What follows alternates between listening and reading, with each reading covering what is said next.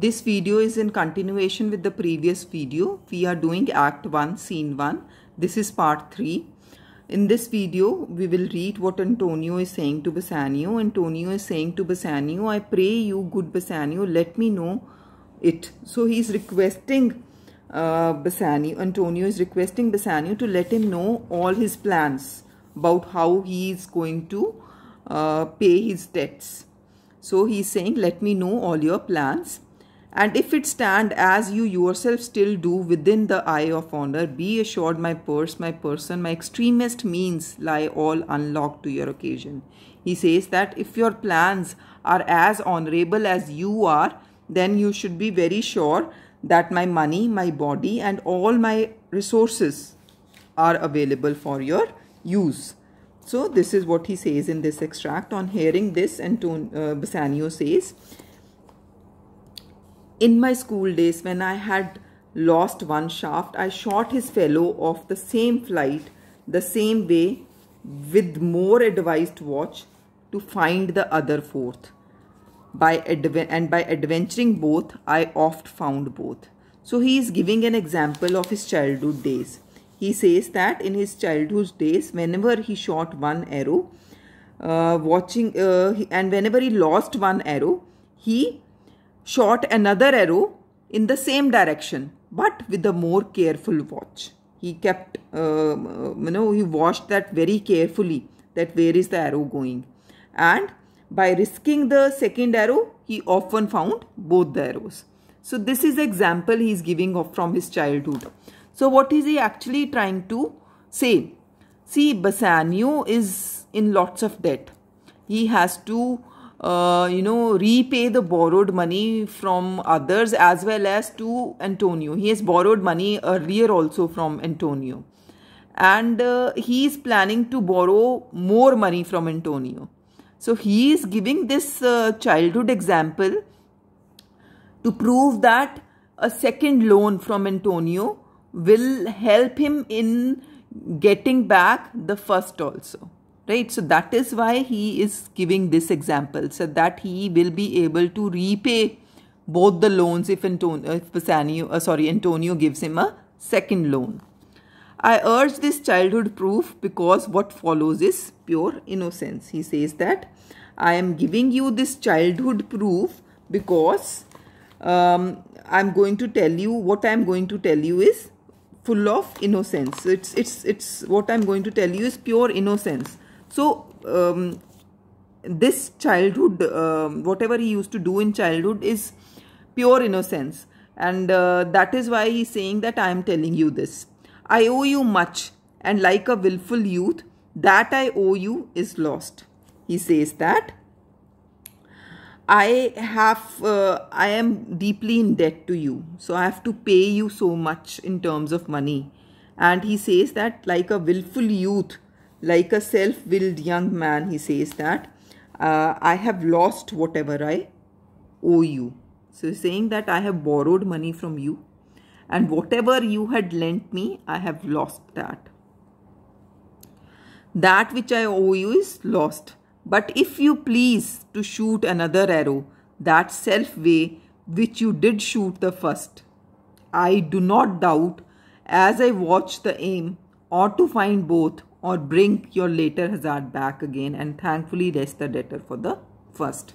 He says that I owe you so much, and he's saying that like a willful youth, like a self-willed young man, I am telling you that I have lost whatever I owe to you. Whatever loan you had lent me, whatever money you had lent me, I have lost everything.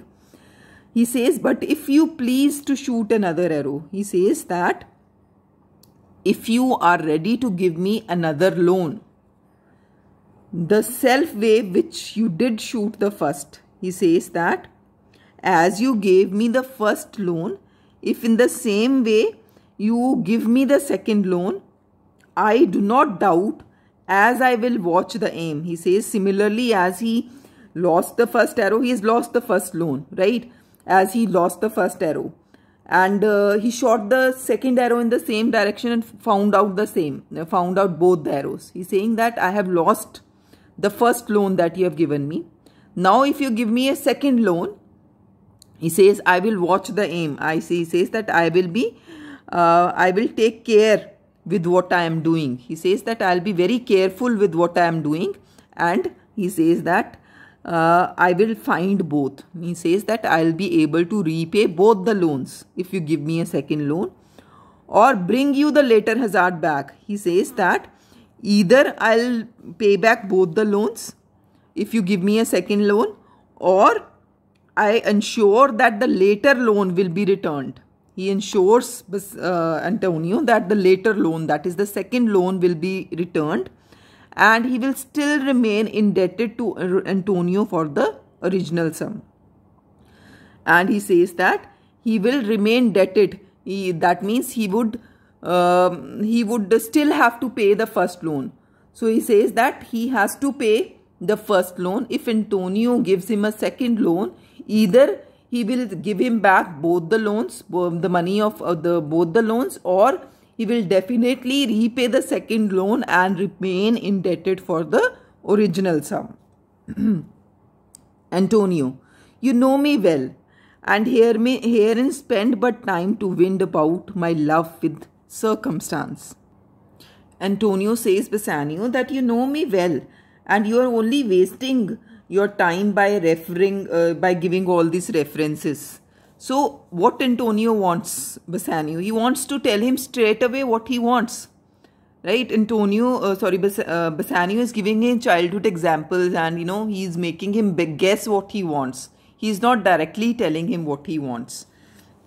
So he said earlier that if he gives him a second loan, he'll definitely return the second loan and remain grateful debtor for the first loan. On hearing this, Antonio says that you know me very well. So why are you giving all these references of your childhood experience? And out of doubt, you do me now more wrong in making question of my uttermost. He's saying that you are doubting my love by doing so. So he's saying you are doing me more wrong by doubting my readiness to help you with a bigger amount of money. So he's saying you are questioning my love for you. Making question of means doubting. In uttermost means in doubting that I will do everything I can. He says that I am ready to do everything I can for you. But by not telling me directly what you want, you are questioning my love for you.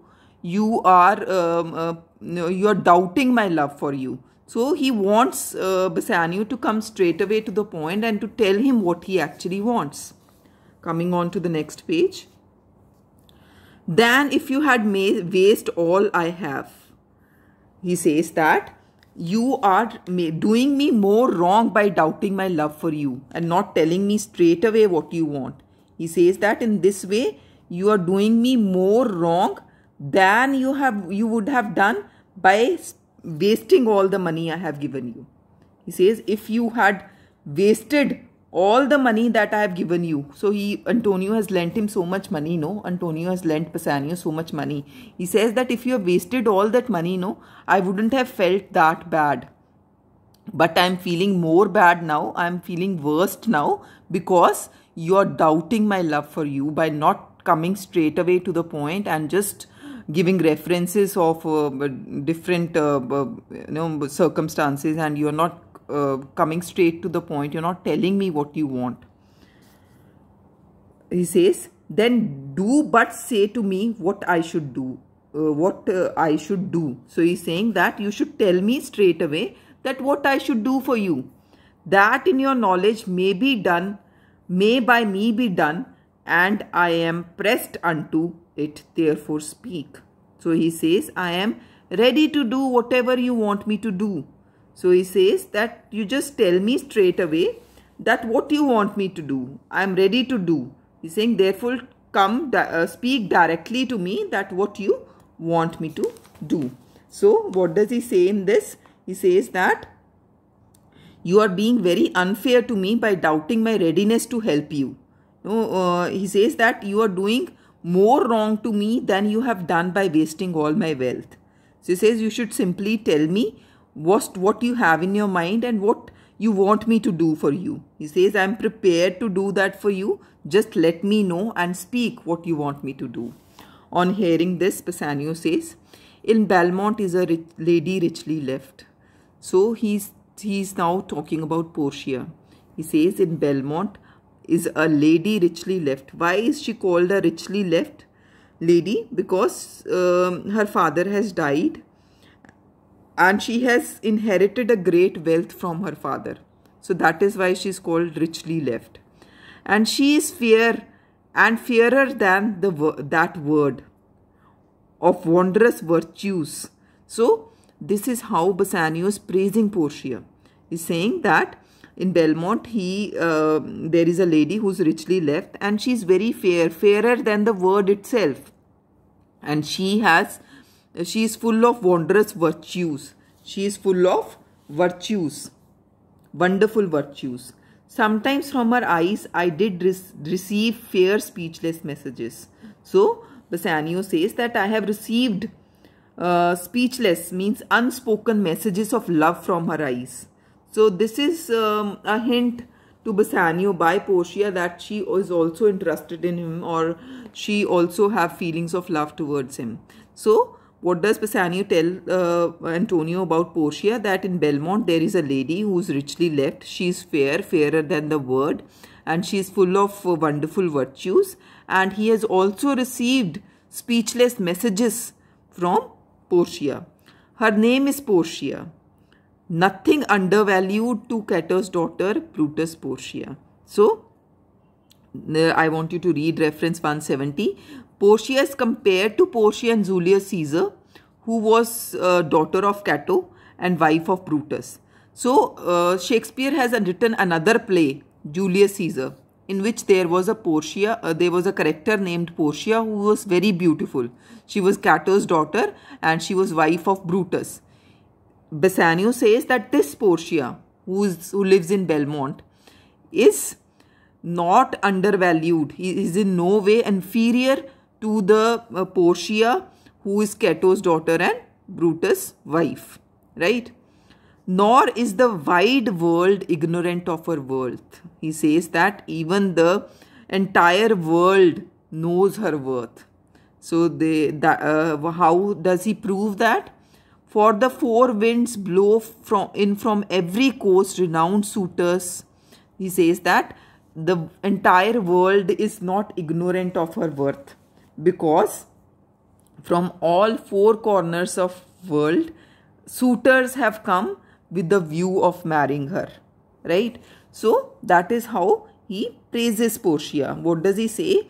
I'm starting from beginning. He says that Portia is a lady who lives in Belmont. She is richly left. She is fair than the word itself. She is full of wonderful virtues. And Bassanio has received speechless messages from her eyes. And her name is Portia. And she is in no way inferior to Cato's daughter and Brutus' wife. That is another Portia from Julius Caesar. And the entire world is not unaware of her beauty and virtue, because renowned suitors from all around the world, from four corners of world, have come to Belmont to woo her, with the intention of marrying her. And her sunny locks hang on her temples like a golden fleece. So he's saying that her sunny locks here means golden hair, hang on her temples, hang on her forehead like golden fleece. So her sunny locks, her golden hairs are compared to golden fleece. So let's read the reference 174 so that you understand what is golden fleece. So golden fleece, the reference is made to the ancient Greek legend. Fleece refers to the crop of wool of a sheep or ram. The famous hero called Jason with his companions went on a dangerous voyage to Calcos on the east coast of Black Sea in search of golden fleece, which was fastened to an oak by a local ruler. So there is a story behind this golden fleece.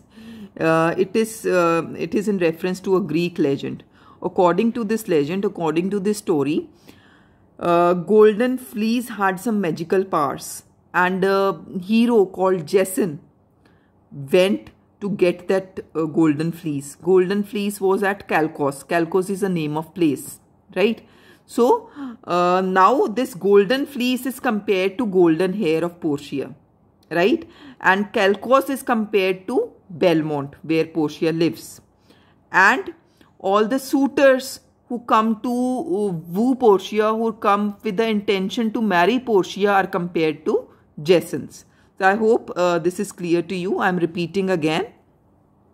So according to this Greek legend, golden fleece is a magical fleece, magical wool of sheep, which had some magic in it. And a hero called Jason, along with his companions, he went to get that golden fleece. So it was, the golden fleece was found at a place called Calcus, right? So this much you need to know here. So in this extract, the sunny locks, the golden hair of Portia are compared to golden fleece. Belmont is compared to Calcus, and all the suitors who have come with the intention to marry Portia are compared to Jason. So he says that her sunny locks hang on her temples like golden fleece. So her golden hair are compared to golden fleece, which make her seat of Belmont Calcus strand. He says that is the reason why he is comparing Belmont to Calcus strand, the place where golden fleece was found. He says that, and many Jasons come in quest of her. He says that many Jasons, that means many suitors, have come to win her, with the intention to marry her. So he says that the entire world is aware of her worth, because famous suitors from all four corners of world have come to win her, and her pretty hair that fall on her forehead are compared to golden fleece, and her home at Belmont is like an ancient kingdom of Calcus, where golden fleece is found. And many suitors who are compared to Jasons have come in quest of her, means come to win Portia. Oh my Antonio, but I had the means to hold a rival place with one of them. I have a mind presages me such thrift that I should questionless be fortunate. He says that, he tells, Bassanio says Antonio that if he had the means if he had money, or if he had resources to hold a rival place, means if he had the resources to compete with the suitors.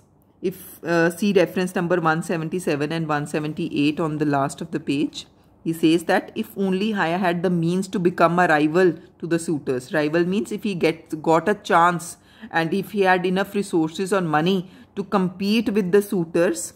I have mind presages. He says that my mind tells me, I could foresee, presages means I could foretell me such thrift. He says that if he had means to compete with the suitors, he can foresee that he would definitely be successful in winning Portia, and he would without a doubt, questionless means he would without a doubt be fortunate enough to win Portia. So what does he say in this last line? What does he say in the last lines? He says that if he had means to compete with the suitors, he thinks he could foresee that he would be very successful in winning Portia, and he would without a doubt be fortunate enough to win Portia.